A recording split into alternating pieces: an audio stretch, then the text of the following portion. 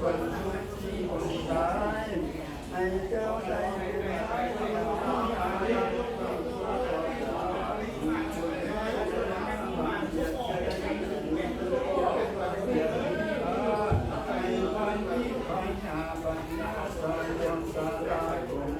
วยพระนางเกษตรก็จะได้เห็นอยู่ได้หู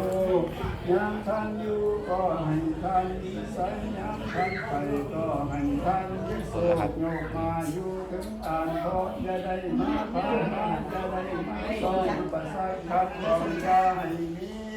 ให้ท่านมีรักษามีใส่ทรงแก้ตัวทุกแข่งลูกกามันดังพระจันทร์ก็เลี้ยวที่ต้นจะมีเพื่อโค้งกำเนิดโสมันดังประจังเพียงสิพาทาง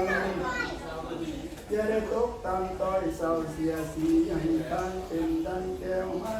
ดวงซอยโซดแสงทั่วทั่วลูกตาเป็นดังแก้ววัดฟ้าน้ำดีใส่ซองเป็นดังมุกแก้วซองใส่แสงเป็นของแพงอลัมเลิศจงให้เกิดแก่เจ้าเงินเจ้าตั้งเจ้าบ้านเจ้าซองและเจ้าศรัทธา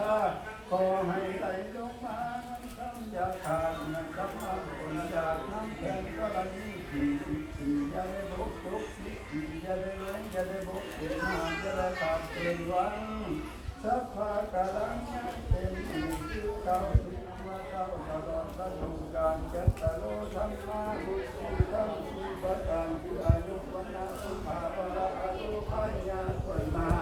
ปฏิภาณาส่วนหกปฏิปัจจัยนาส่วนเจ็ดโพลุงเสด็จตมารับการ